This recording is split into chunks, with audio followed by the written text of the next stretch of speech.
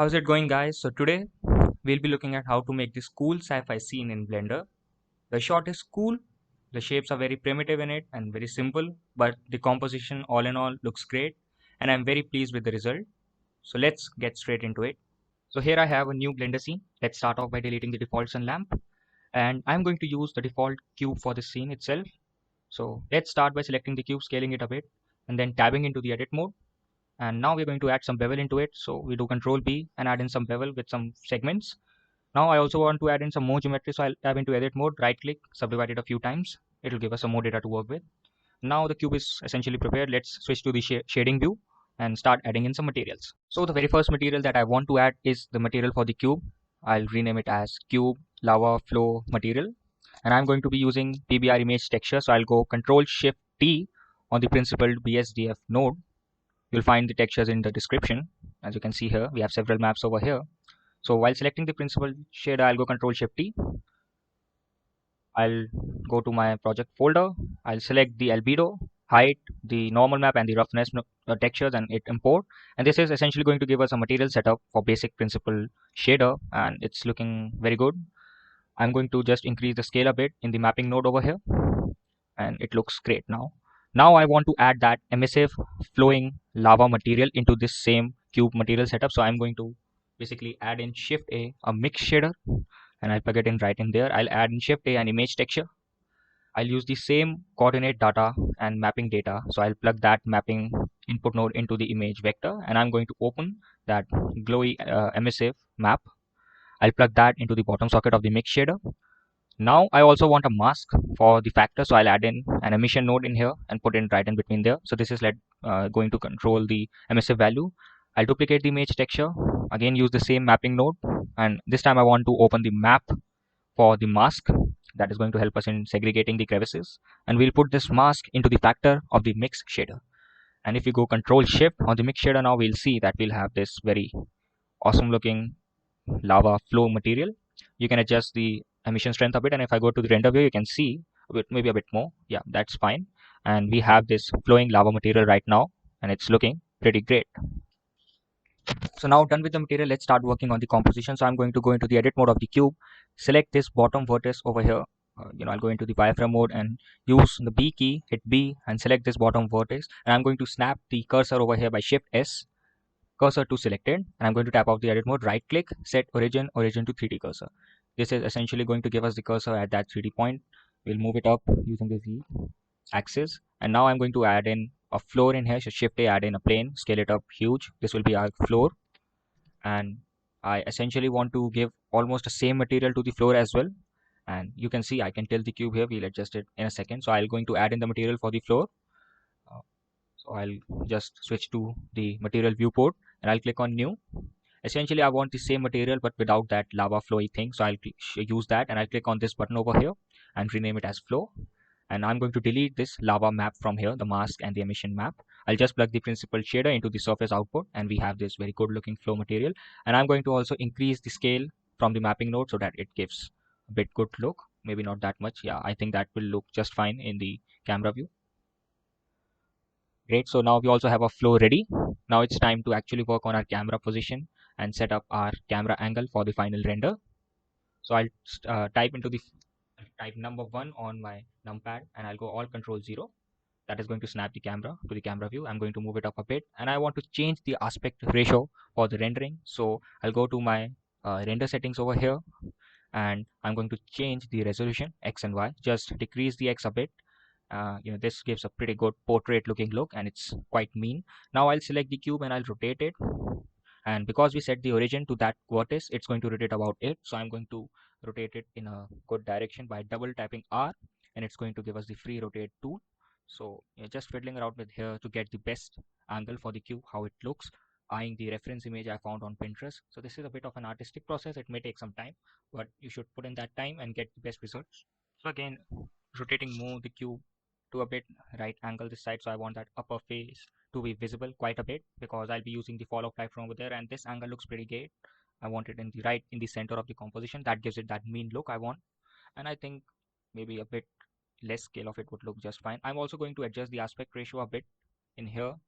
I think it's too narrow right now, so let's increase the Y value. Yeah, that gives it a bit more space in the Y side as well, and I think it's looking pretty good now. If I see in the render view, I can't see anything, so let's add in some light. So Shift A, I'll add in light and area light. I'm going to drag it up. I'm going to scale it a bit. It's my favorite light setup, and I'm going to increase its intensity or power to about something as 200. And if I go to rendered view, I think it looks pretty awesome. It gives it a god ray effect, maybe a bit more light rays. Again, I'm going to duplicate this area light, Shift D, move it down, rotate it on the x-axis to minus 90 degrees, move it back a bit, scale it a bit, and also I'm going to decrease the intensity a bit.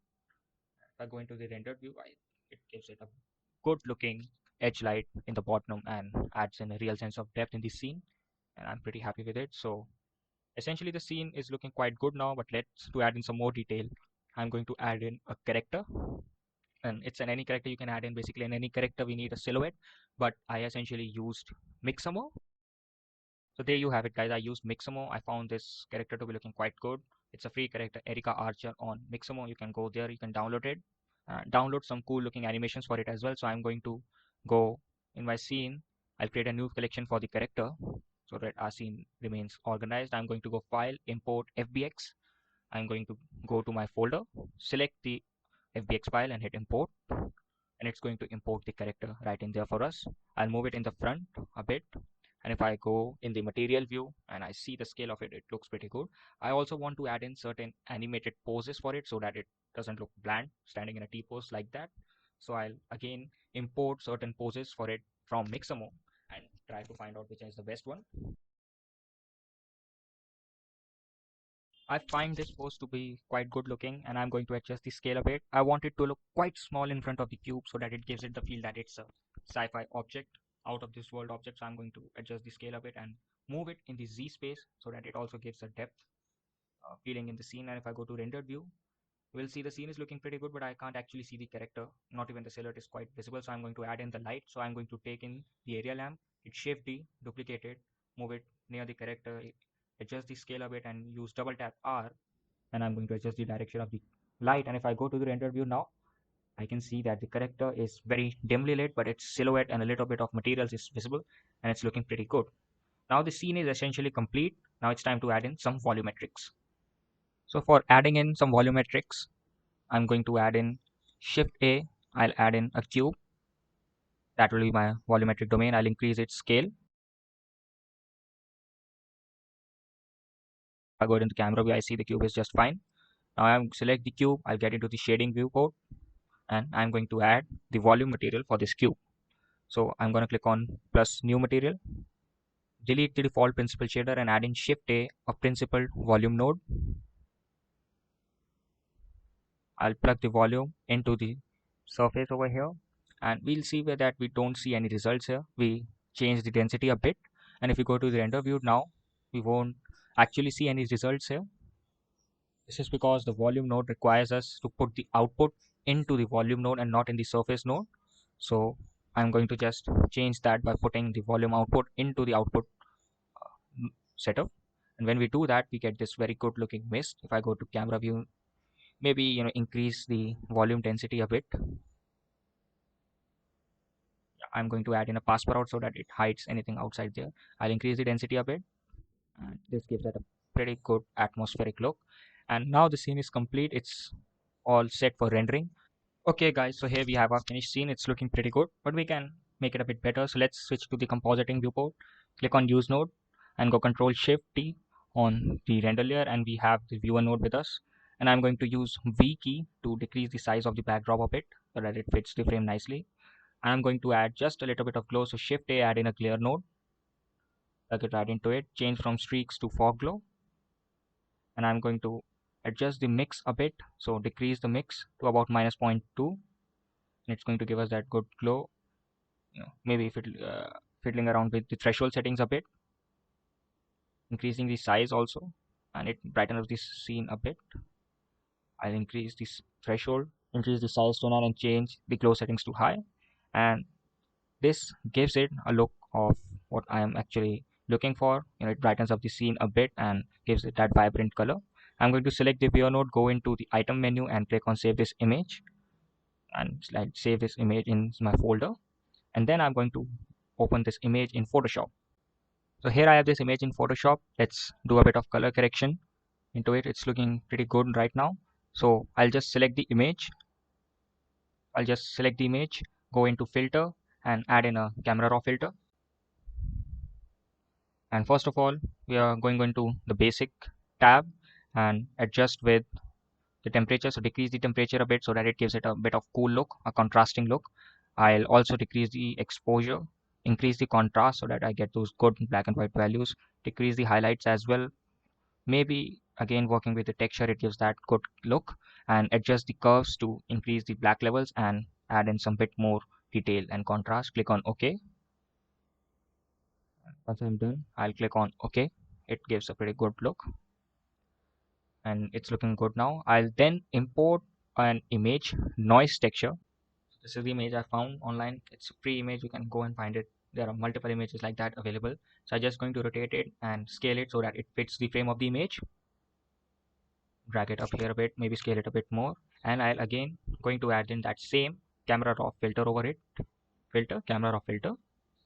And for this time I want to make the background very silhouette and dark. So I'll increase the temperature a bit. I want that yellow vibrant look on the sparks, and I'm going to decrease the exposure down, very down, so that I get those good sparky bright orange look into there. And yeah, I think maybe giving it a bit more vibrance and saturation, it gives it a better look now. And I click on OK once I feel that this sort of curves adjustment looks good.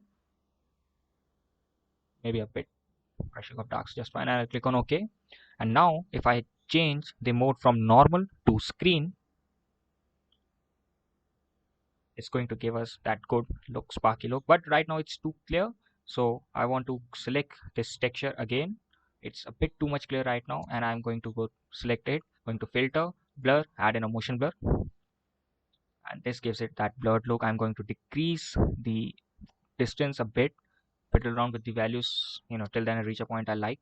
I think the level of 5 gives it a pretty good result. Hit OK, and now it looks pretty good.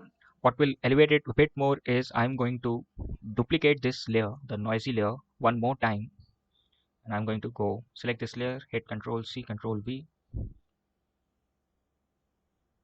and in this I want to add in, I'll adjust the camera raw filter, and I want to decrease the temperature and get those white sparks back. I want to increase the exposure a bit so that I get some more those of dust particles, give it a bit more cooling look, and hit OK. And I'm going to rotate this texture a bit so that I get some variation. It doesn't look tiled or repeated, so I'm going to rotate it, adjust it diagonally. It doesn't necessarily needs to fill the entire scene, and maybe a bit more like that. It looks fine. And now that gives it a bit more contrast between white and orangish. This is the final scene. It looks good. It's a great sci-fi image. You can save it. You can use it anywhere else. Thank you for watching this video. Hit the like button if you enjoyed. Do subscribe the channel if you want more videos like that. And I'll see you in the next one.